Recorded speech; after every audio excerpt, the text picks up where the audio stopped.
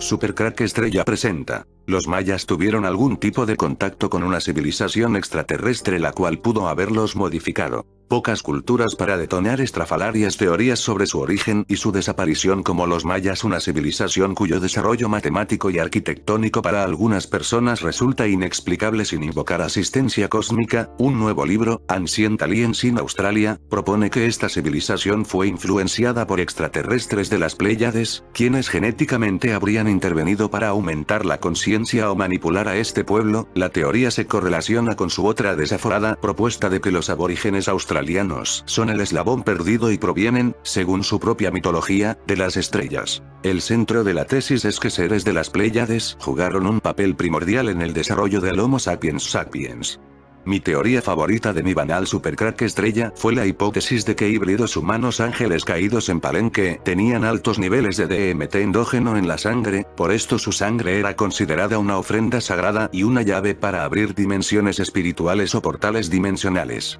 Por lo que sé, esta idea nunca ha sido propuesta antes para explicar por qué los señores mayas, algunos de los cuales podrían haber sido híbridos, eran los únicos que tenían sangre apropiada para los rituales. Las ideas de Fenton no son del todo novedosas en tanto a que siguen la línea de investigación de autores como Zecharia Sitchin, Erich von Däniken y Graham Hancock, las cuales pueden ser agrupadas en la teoría de los antiguos astronautas, relacionada también a la versión de que los Anunnaki, los dioses sumerios, eran entidades celestes que minaron a los seres humanos. Lo novedoso estriba, acaso, en la idea de que el DMT podría haber jugado un papel en sus visiones y en el desarrollo de su cosmogonía. Esta molécula se encuentra de manera natural en la glándula pineal de los seres humanos y es parte de una tradición chamánica, particularmente en el Amazonas, quienes la consumen en brebajes como el ayahuasca. También es cierto que el Dr. Silf-Picover ha especulado antes que algunas visiones bíblicas teofanías como la de Moisés podrían haber sido provocado por la secreción de DMT endógeno. Asimismo, algunas culturas prehispánicas modifican su cuerpo, específicamente partes de su cerebro, algo que quizás pudiera tener que ver con el DMT. Sin temor a exagerar, desde tiempos remotos ha existido la costumbre del sacrificio ritual. Satisfacer a los dioses por medio de ofrendas, para así tener la gracia de sus favores. Estos sacrificios iban desde semillas hasta sangre animal o humana.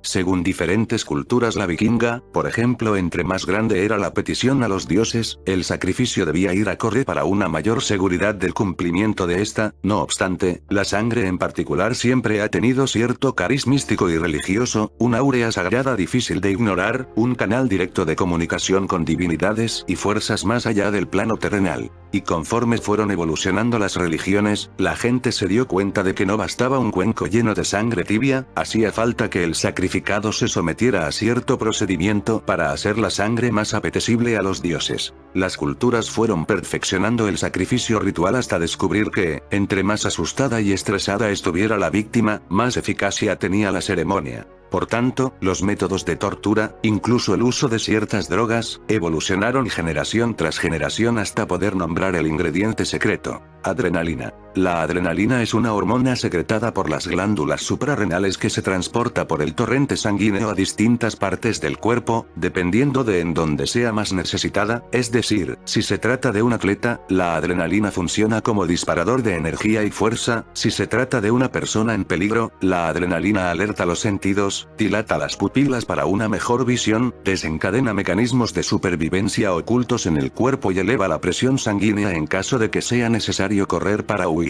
Si por el contrario, se está expuesto a una experiencia como paracaidismo, sexo, o algún deporte extremo o situación límite, la adrenalina actúa en el cerebro como una puerta abierta a cualquier estímulo, hasta el más mínimo. Y hay una muy alta posibilidad de percepciones extrasensoriales. Ocultas en la selva mexicana se encuentran las ruinas de Palenque, la gran ciudad maya.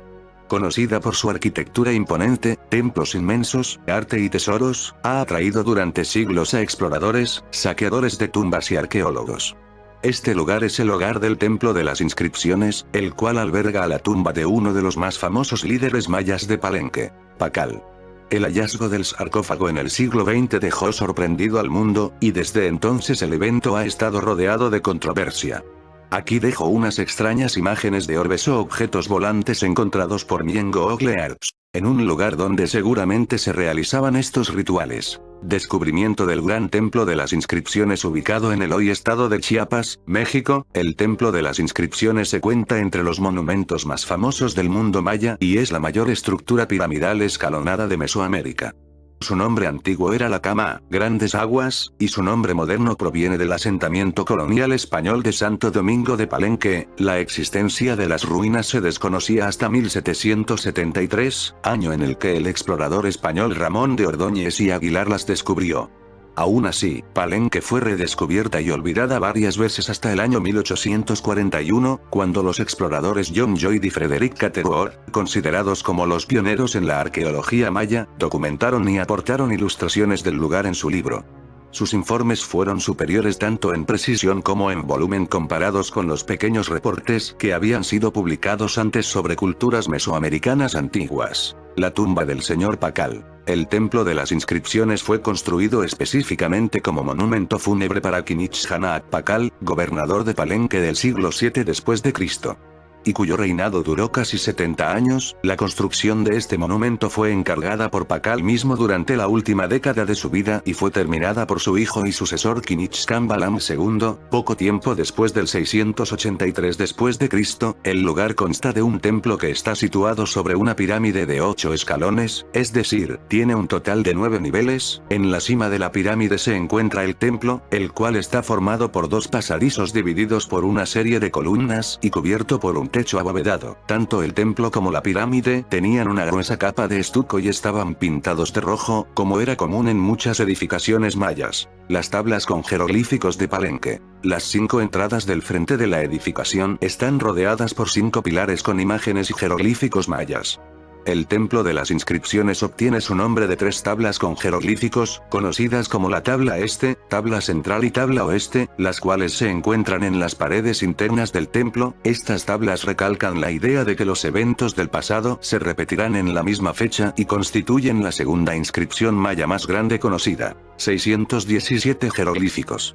Las columnas E y F marcan el inicio de un registro de varios sucesos acaecidos durante la vida de Pacal, que continúa hasta las 2 últimas columnas sobre las tablas. Estas anuncian su muerte como también el nombre de su heredero, Cambalam II. Todas las tablas, excepto las 2 columnas finales, fueron terminadas mientras Pacal aún vivía y registran, aproximadamente, 180 años de historia de las ciudades del cuarto hasta el 12º Catún. El espectacular descubrimiento del sarcófago de Pacal. A pesar de que Palenque y el Templo de las Inscripciones han sido explorados y estudiados durante más de 200 años, no fue hasta el siglo XX cuando se produjo un descubrimiento que cambiaría la visión que el mundo tenía hasta entonces de las pirámides mayas. En 1952, el arqueólogo Alberto Ruiz descubrió una trampa en el piso del Templo de las Inscripciones.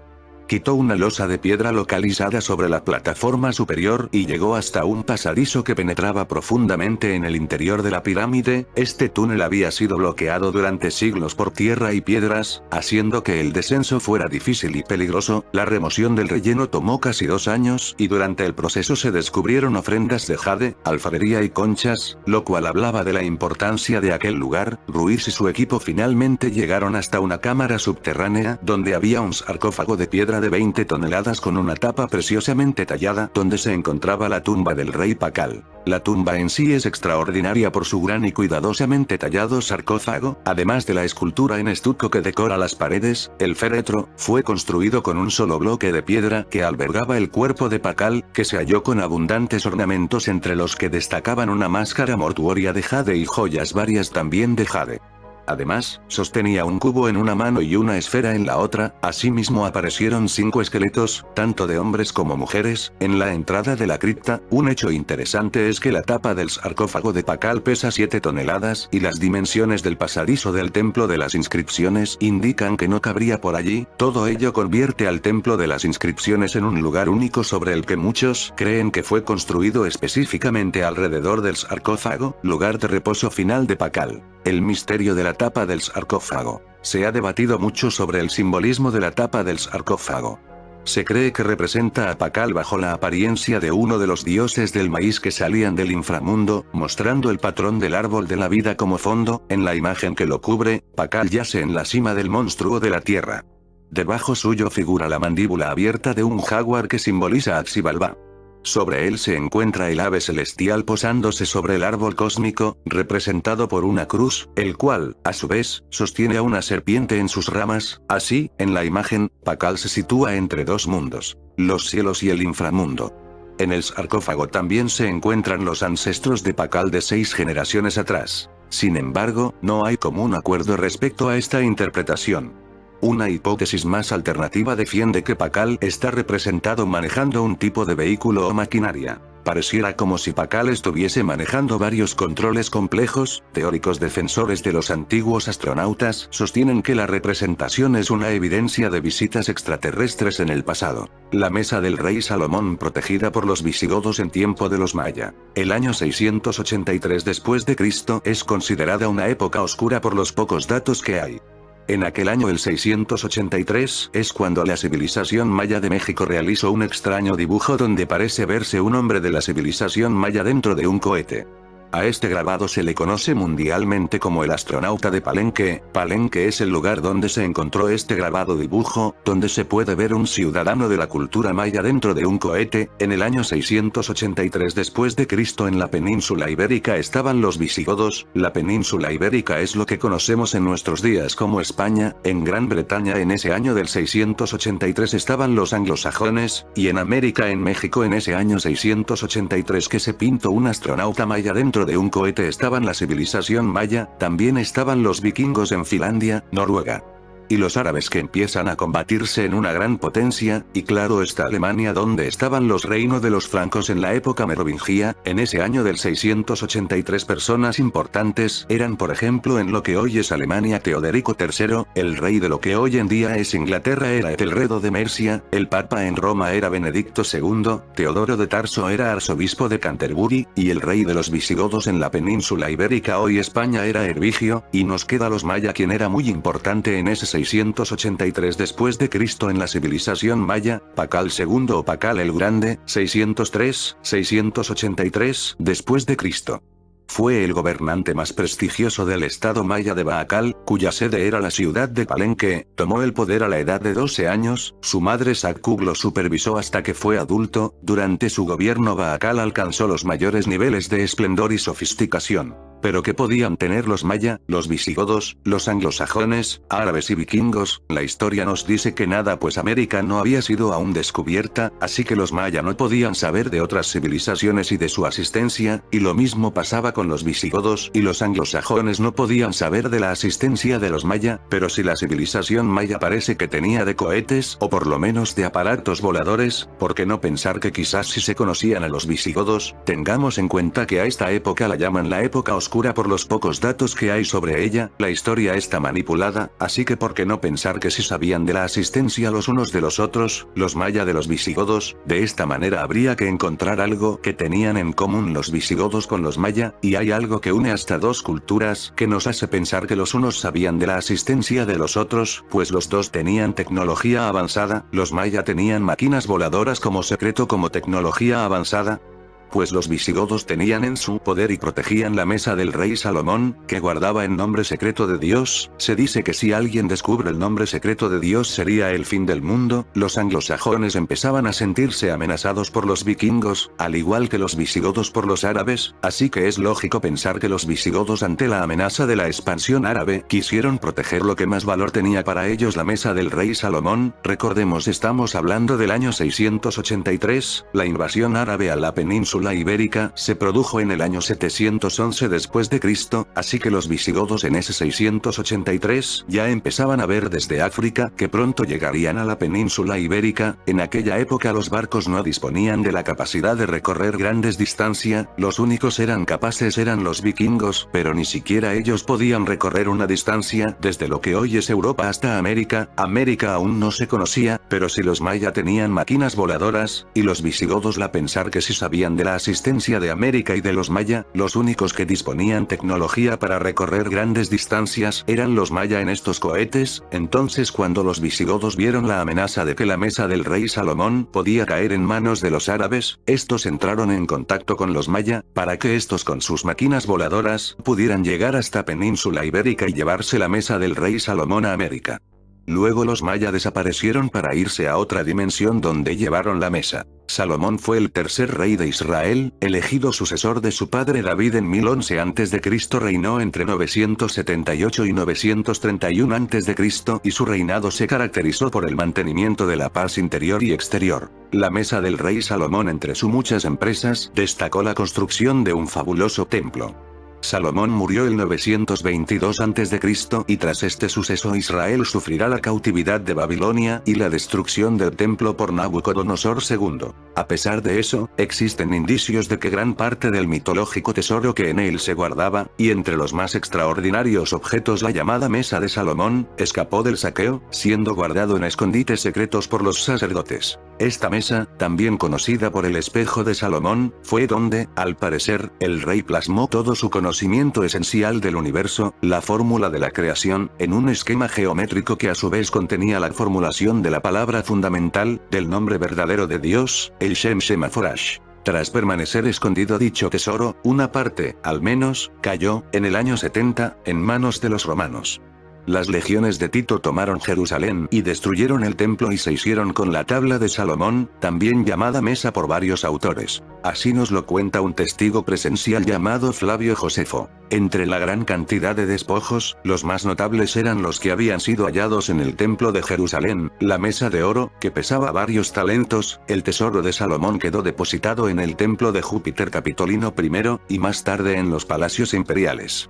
Allí se mantuvo hasta que en el año 410 el rey Godo Alarico conquistó Roma y lo trasladó hasta Tolosa, capital de los godos. En el año 507, el rey Alarico II tiene que abandonar Tolosa perseguido por los francos y burgundos, para esconderse en España. El tesoro nuevamente se mueve y presuntamente se instala en Toledo, nueva capital goda. Sin embargo, nada de esto se ha podido probar con certeza. Otros, por el contrario, hablan de su traslado a Jaén o a las costas andaluzas. Sea como fuere, su pista parece perderse en su traslado a Toledo. La leyenda más extendida defiende que la mayor parte del tesoro de los godos acompañaría a los visigodos en su ida de las Galías y pasaría por Barcelona, siendo guardado durante siglos en la cueva de Hércules de Toledo. Desde donde llegaría a Medinaceli y la mesa de Salomón, para salvarla del saqueo de Tarik, de ahí que fuese llamada Medinat Almeida, ciudad de la mesa, y Medina al-Shelim, ciudad de Salomón. Sin embargo, las alusiones más antiguas que de Alcalá hacen los cronistas árabes se remontan a los años de la conquista por Tarik y están relacionadas con la mesa del rey Salomón. Según cuentan, este caudillo habría encontrado la mesa en la ruinosa Complutum con la que se encontró, otros sitúan su esconderijo en la cueva del Zulema, en el transcurso de una expedición militar que realizó desde Toledo a Guadalajara. Incluso se hace una descripción de la misma, según la cual el sagrado objeto tenía 365 patas de oro con miles de esmeraldas engastadas. De este hecho se hace eco el obispo don Rodrigo Ximénez de Rada, quien, basándose en textos de Al-Razi y de Ibn al-Qutiyya, cuenta cómo Tarik atravesó unos montes llamados Jebel Kulema, castellanización de Jabal Sulaima, es decir, montaña de Salomón y precedente del actual topónimo Zulema. Según esta misma fuente, tras cruzar dichas montañas, el conquistador árabe llegó a una ciudad, supuestamente Complutum, donde halló la mesa y a la que bautizó con el nombre de Madinat al-Maida, ciudad de la mesa, y que, según el obispo, pasó a ser el nuevo nombre de Complutum antes de que los musulmanes se establecieran en ella siglo y medio después. La mesa de Salomón. Estos últimos meses se está formando un revuelo en torno a los subterráneos de la ciudad tipo la famosa cueva de Hércules que Toledo oculta. También siempre se ha sabido que estos subterráneos podrían contener fabulosos tesoros que numerosos investigadores han intentado buscar desesperadamente durante siglos. Entre ellos, la mesa de Salomón. Se trata de un tesoro que estuvo guardado en el templo de Jerusalén hasta el año 70. Se cuenta que la mesa de Salomón consistía en una tabla en la que el rey inscribió el nombre de Dios con el que se tendría la forma de alcanzar el pleno conocimiento y, con él, el pleno poder. La mesa fue conocida también como el espejo de Salomón. Se cree que estaba hecha de madera y oro con muchas esmeraldas engastadas. Además se decía que tenía 365 patas. No se sabe bien si era una auténtica mesa, ya que podría ser solamente una tabla, que por traducción pasó a ser considerada mesa. Salomón al parecer inscribió en ella el nombre de Dios, es decir, el nombre del poder o Shem Shemaforash. Este nombre es un tabú que no se debe pronunciar, ya que permite al que lo pronuncia poseer el poder de la creación. Es el nombre que utilizó Dios para crear el universo. Como no podía ser pronunciado, ni tampoco ser escrito, el nombre de Dios no estaba grabado directamente en la mesa, sino que estaba oculto a modo de algún tipo de acertijo o jeroglífico que permitía descifrar el nombre del poder pero sin escribirlo. En fin amigos de Super Crack Estrella, si el video te gustó pulgar arriba.